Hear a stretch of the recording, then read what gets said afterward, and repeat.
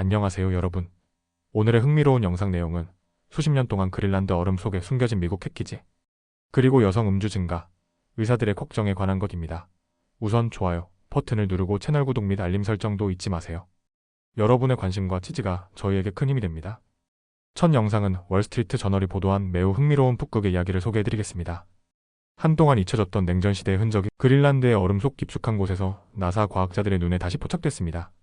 캠프 센츄리 수십 년간 얼음 아래에 숨겨졌던 이 미국의 비밀 군사기지는 단순한 과거의 유물이 아닙니다. 이곳은 미국의 북극, 특히 그린란드에 얼마나 깊게 개입해왔는지를 보여주는 상징적 장소입니다. 첫 장면은 하늘 위에서 시작됩니다. 2024년 봄, 나사 과학자들이 북극 상공을 비행하며 새로운 지형 탐사 레이더를 테스트하던 중 얼음 속에 이상한 구조물이 포착됩니다. 언뜻 보기엔 옛 문명의 잔해처럼 보였지만 이내 과학자들은 그것이 냉전기에 만들어진 미군 기지, 즉 캠프 센츄리라는 사실을 알게 됩니다. 당시 비행기에 탑승한 나사의 체드 그린 박사는 다른 행성 위를 나는 것 같았다고 말하며 이 광경을 평생 잊지 못할 순간으로 회고했습니다. 그럼 캠프 센츄리는 어떤 곳일까요? 1959년 미국 육군이 건설을 시작한 이 지하기지는 펜타곤의 비밀 계획인 아이스원 프로젝트의 일환으로 조성됐습니다. 목표는 북극 얼음 아래 600기의 핵미사일을 배치할 수 있는 발사망을 구축하는 것이었습니다. 전체 기지는 3.2km에 달하는 21개의 터널로 구성되어 있었고 원자로를 포함한 동력 시스템으로 운영되며 200명 가까운 병력을 수용할 수 있는 규모였습니다. 숙소, 식당, 체육관, 실험실까지 모두 구비되어 있었습니다. 하지만 북극 빙상의 불안정성은 이 야심찬 계획에 제동을 걸었습니다. 결국 캠프는 1967년 폐쇄되고 시설 전체가 30m 이상 얼음 아래에 묻히게 되었죠.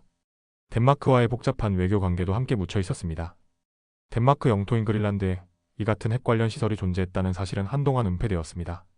덴마크는 자국 내 핵무기 반입을 엄격히 금지해왔지만 미국은 이를 덴마크 측에 공개하지 않았습니다. 1968년에는 핵무기를 탑재한 미군 B-52 폭격기가 툴레 공군기지 인근에서 추락하면서 방사능 물질이 해빙에 퍼지는 사고가 발생했고 이는 덴마크 사회에 큰 충격을 안겨주었습니다. 그린란드의 전략적 중요성은 여전히 유효합니다. 그린란드는 1940년대 제2차 세계대전 당시부터 미국의 안보 전략에 포함되어 왔습니다. 독일이 덴마크를 점령했을 때 덴마크 외교관이 미국에 자발적으로 그린란드 방위를 요청하며 기지 건설을 허용한 것이 그 시작이었죠. 전쟁 후 미국은 심지어 그린란드를 1억 달러에 매입하려 했지만 덴마크는 이를 거절했습니다. 그럼에도 불구하고 1951년 미국과 덴마크는 군사협정을 체결했고 그에 따라 캠프 센츄리도 합법적으로 건설될 수 있었습니다. 트럼프 대통령의 등장은 또 다른 긴장을 불러왔습니다. 최근 트럼프 대통령은 그린란드에 대한 미국의 통제권을 공공연히 주장하며 덴마크가 이 지역을 충분히 보호하지 못하고 있다고 비판했습니다. 실제로 트럼프 대통령은 과거 이 섬을 사들이려는 의지를 밝혔고 그린란드 주민들 사이에서는 미국이 강압적으로 개입할 수 있다는 불안감이 커졌습니다. 이에 따라 덴마크 정치인들은 미국 측에 1951년 조약의 조항을 다시 상기시키며 협정의 틀 안에서 움직일 것을 촉구하고 있습니다. 이 비밀기지를 다시 들여다본 나사의 시선, 이번 탐사의 주인공이었던 UAVSAR라는 장비는 레이더파를 이용해 얼음 깊숙한 곳까지 투과할 수 있으며 얼음 아래 대륙 지형을 파악하는 데 사용됩니다. 원래 목적은 빙하의 구조를 분석해 해수면 상승 속도를 예측하는 것이었지만 캠프 센츄리를 우연히 발견한 이 사건은 그 자체로 역사적 의미가 컸습니다. 체드 그린 박사는 이렇게 말했습니다. 그 기지 안에서 사람들이 어떻게 생활했는지를 상상해보는 것만으로도 인간이 얼마나 극한의 환경 속에서도 적응하고 살아남으려 했는지를 느끼게 됩니다. 캠프 센츄리는 단순한 군사기지가 아닙니다. 그것은 미국과 덴마크, 그린란드 사이의 수십 년에 걸친 외교적 거래의 상징이자 북극에 대한 미국의 깊은 개입을 보여주는 증거입니다. 그리고 이제 이 얼음 속 유산은 단지 과거의 그림자가 아니라 현재와 미래의 지정학적 논의 중심에 다시 서게 되었습니다. 여기까지 월스트리트 저널의 보도를 바탕으로 그린란드 얼음 속 비밀, 군사기지 캠프 센츄리에 대한 이야기를 전해드렸습니다.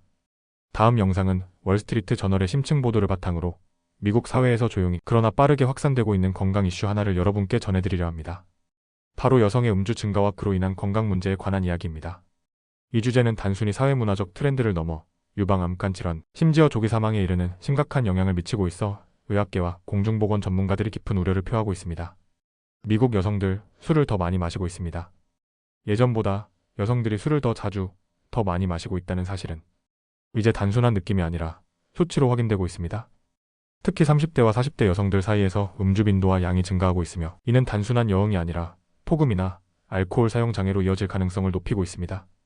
2023년에 발표된 한 연구에 따르면 1990년대에 35세가 된 여성보다 최근 세대의 35세 여성은 음주 문제를 겪을 가능성이 60% 가까이 높아졌다고 합니다. 그리고 문제는 여성의 신체는 남성과 다릅니다. 미국 국립알코올 중독연구소는 여성의 몸이 남성보다 알코올에 더 민감하게 반응한다고 말합니다. 같은 양의 술을 마셔도 여성의 혈중 알코올 농도는 더 높아지고 간이나 심장에 미치는 영향도 더 빠르게 누적된다는 것이죠. 결과적으로 알코올 관련 사망률은 여성에게서 더 빠른 속도로 증가하고 있습니다. 음주는 유방암의 위험도 높입니다. 유방암 전문의들은 경고합니다. 하루 한 잔의 음주가 여성의 유방암 발병 위험을 약 10% 높일 수 있다는 연구 결과가 반복적으로 나옵니다. 그동안 사람들은 간에 안 좋다는 인식은 있었지만 술이 유방암과 관련 있다는 사실은 잘 알지 못했습니다. 이 때문에 많은 여성들이 충분한 정보를 갖지 못한 채 음주 습관을 이어가고 있는 상황입니다. 카리 반덴버그 바스티안의 이야기 문제의 실체를 드러내는 대표적인 사례가 있습니다. 워싱턴주에 사는 39세 여성 카리 반덴버그 바스티안. 그녀는 여행 간호사로 일하며 각 도시의 병원을 돌아다녔습니다.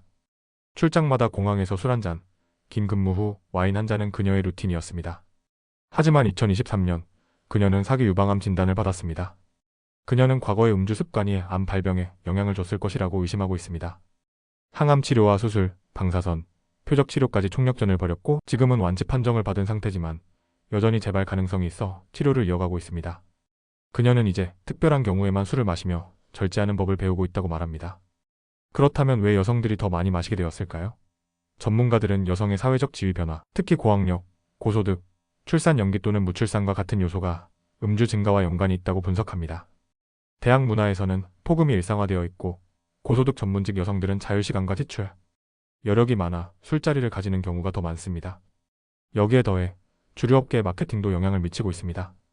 실제로 와인, 맥주, 증류주 업계는 여성 고객을 타깃으로 한 광고 캠페인을 활발히 진행해왔고 여성용 병 디자인, 여성 전용 칵테일, SNS에서의 와인, 엄마 문화 등은 음주를 일상 속습관처럼 포장하고 있습니다. 팬데믹은 음주 문제를 악화시켰습니다. 코로나19로 인한 격리, 스트레스, 외로움은 여성들의 음주 증가를 더욱 부추겼습니다. 미국 질병통제예방센터 CDC에 따르면 2020에서 2021년 사이 과도한 음주로 인한 여성 사망은 팬데믹 이전 대비 35% 증가했습니다. 그중 많은 사망은 심장병, 뇌졸중, 중독, 교통사고 등 다양한 원인으로 이어졌습니다. 여전히 사회는 적절한 음주량에 대한 기준이 불분명합니다. 미국 시리즈침은 하루 한 잔 이하가 여성의 권장 음주량이라고 제시하고 있습니다. 하지만 이조차도 향후 재검토될 예정이며 의학계에서는 하루 한 잔도 위험할 수 있다는 경고가 나오고 있습니다. 미국 증류주 협회는 적당한 음주는 건강한 라이프 스타일의 일부가 될 수 있다고 주장하지만 전문가들은 분명히 말합니다. 적당한 음주라는 기준은 사람마다 다르며 여성에게는 특히 더 조심스러워야 한다는 점을요. 여성들이 알아야 할 권리. 카리 반덴버그 바스티안은 이렇게 말합니다. 우리는 명확하고 편견 없는 정보를 받을 권리가 있습니다. 저는 간호사였지만 유방암과 음주의 관련성을 제대로 배운 적이 없었습니다. 그녀의 말처럼 지금 이 순간에도 많은 여성들이 음주 습관에 대해 충분한 정보 없이 위험을 감수하고 있을지도 모릅니다. 이제 우리는 질문을 던져야 합니다. 우리는 어떤 방식으로 이 문제를 인식하고 서로에게 정보를 공유할 수 있을까요? 그리고 술을 줄이자는 말이 도덕적 훈계가 아니라 건강한 선택이 될 수 있도록 사회가 어떻게 변화해야 할까요? 여성의 건강 그리고 사회의 건강한 음주 문화에 대해 함께 고민해 주셔서 감사합니다. 오늘은 여기까지입니다. 다음 영상에서 더 유익하고 흥미로운 내용으로 찾아뵙겠습니다. 이 영상은 투자 의견이 아닙니다. 매우 감사합니다.